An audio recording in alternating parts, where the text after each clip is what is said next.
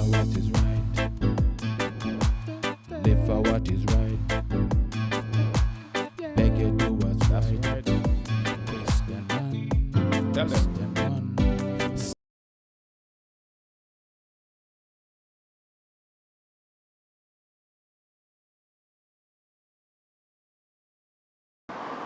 The old statement, teach him to fish so you can eat for the rest of your life, rather than waiting around for someone to fish and give you a handout. It's one of those cliche statements, or examples that we hear all the time, but we don't think about it. But if we really think about it, I digressed, but let me finish my point here. If you really think about it, you can't fish and then you have to wait around for somebody to fish. The person doesn't come to fish, you don't eat. And for whatsoever reason you can't fish, it might be that your parents didn't teach you, you didn't learn. Okay, the point is not why you cannot fish. The point is that you cannot fish. Hence, you cannot eat. You have to wait on someone to fish to help you. Shouldn't the emphasis be on, we need to teach these guys to fish?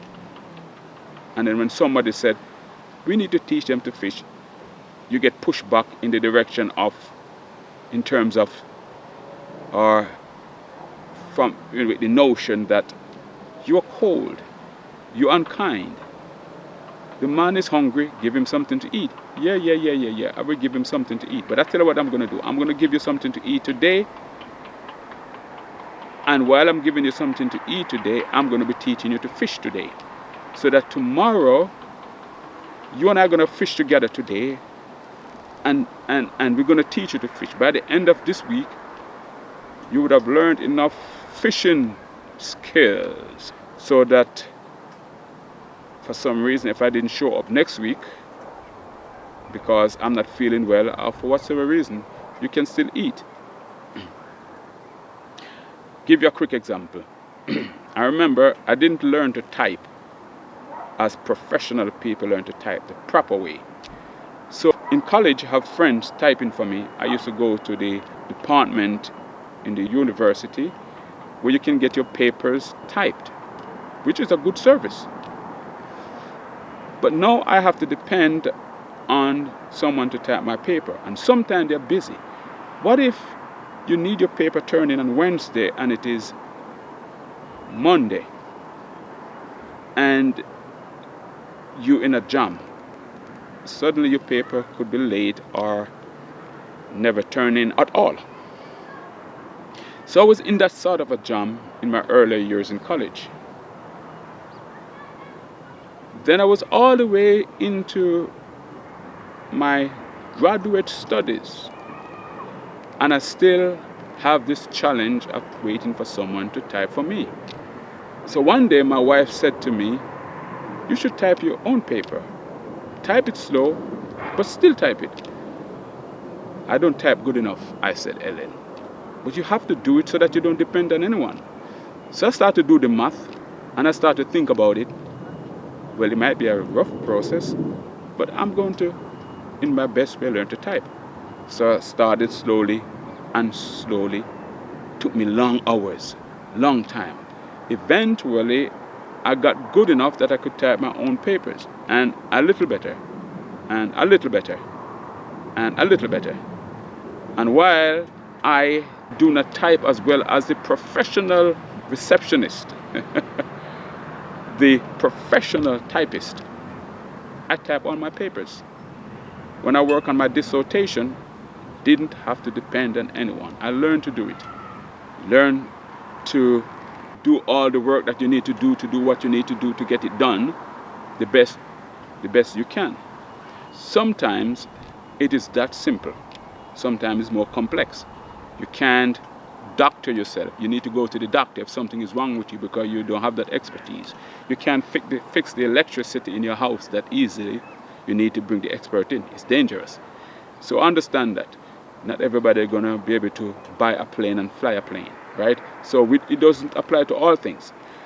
But in a generic sense, as it relates to a community that has the capacity the capabilities or the potential for self-reliance. And I'm speaking of the African American community. When this is the case, why isn't it that the emphasis is on, since it's no longer slavery, since it's no longer segregation, okay, you are 2, 3, 4, 5, 6, 7 steps behind white Americans. But you have the potential. What's going on with blacks? How many blacks are graduating from grade school?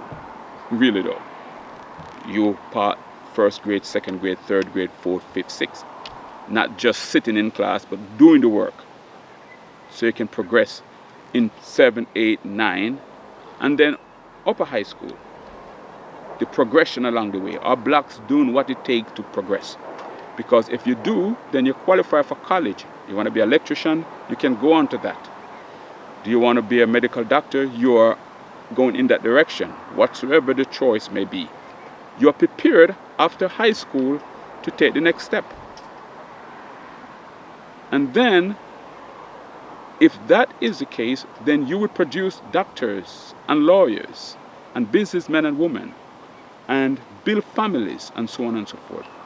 At one point, they would look up and say, African Americans do not need the government to bail them out. Gee whiz. No, now it's no longer a debate about affirmative action as it relates to black people, because they don't need it.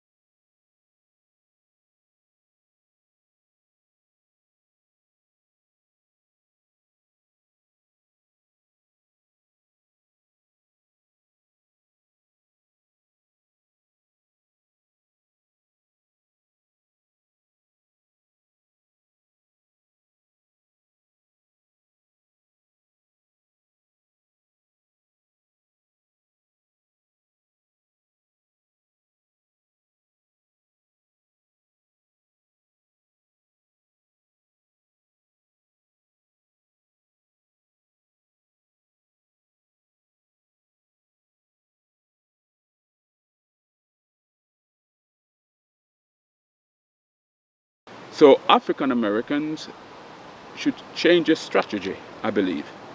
Stop blaming everybody, even if they're responsible. The best example I can give that could help black people, I think, comes from Lance Armstrong. Lance Armstrong. You can say what you want to say about the man, but I'm talking about as an athlete, as a human being, the ability to survive. He had cancer and he fought it. And while he was fighting the cancer, he's saying, I am going to overcome this and ride my bike again, which he did. Now he's in Tour de France and he's doing well. We know the history, doping and so on and so forth. That's another discussion. I'm not talking about doping. I'm not even talking about whether it's right or wrong to dope. We live by rules and regulations, and that's a given. That's not what I'm talking about. I'm talking about the disposition of the man. I'm talking about the personality of the man. I'm talking about the courage of the man. I'm talking about the man's pit bull tenacity, his willfulness. Lance Armstrong,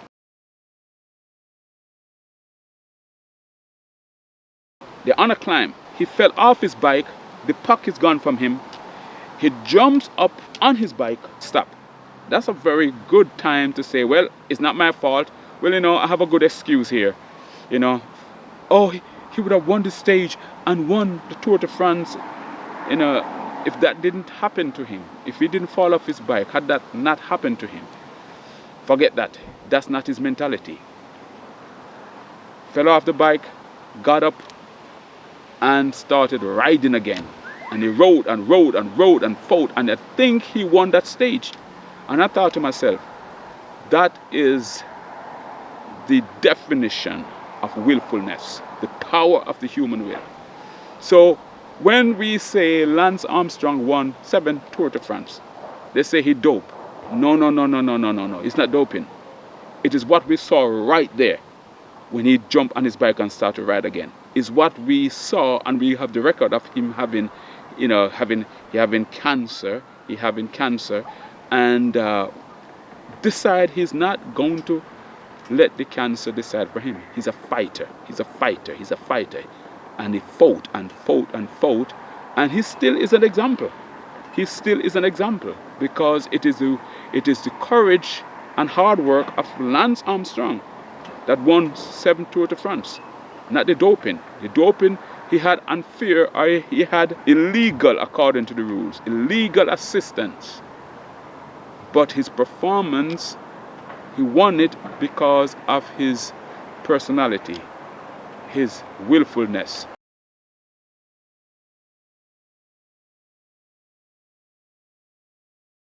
His decision to overcome. I think African Americans need to have Lance Armstrong's disposition.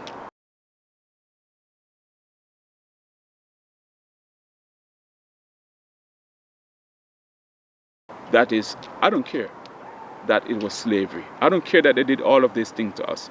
I'm tired of this now. We're going to climb out of this. No, thanks for your help. I don't want your help. I need to find out that I can do it. And no. I'm going to go to school. I'm going to learn something. I'm going to do well. I'm going to make it by God's help. Okay, all right. Let me give a perfect example. A group in a football game, right? And they're in this football game. And he pushed off, clear foul, and he gets a touchdown, which should have been a penalty on the wide receiver. The ref didn't call it. And the commentator says, that's a clear foul. Okay, that's one. Defensive penalty. That should have been clearly. He jumped. It's a clear jump. And they didn't call it. Roughing the passer. They didn't call it. 3 significant penalties that eventually led to over 20 points. So here you are sitting at the start of the 4th quarter. What are you going to do? You're down by 2 scores, which the game should have tied or close. But you know that's why this is a situation. The ref didn't see the calls and didn't call them. Okay, it's a 4th quarter. You're down by 14 points. Forget the ref's responsibility. Okay, you want to talk to the refs. You want to tell them to pay attention. Okay, do what you have to do as a head coach, as an offensive coordinator, defensive coordinator, as players. But I tell you one thing for sure. You better go play some football. You better go play your best football. You better eliminate mistakes. Because I tell you what's going to happen. You're going to lose that game, and nobody is going to talk forever that you were robbed. What they're going to talk about is how the other team, despite those gimmies they had, despite the missed calls, they played 60 minutes of football. And they won the game because there are many plays in the game.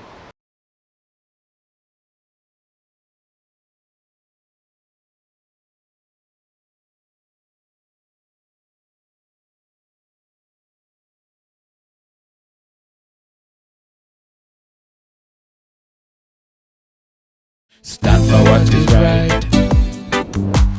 Live for what is right. Beg you do what's right. Christian man, Christian boy.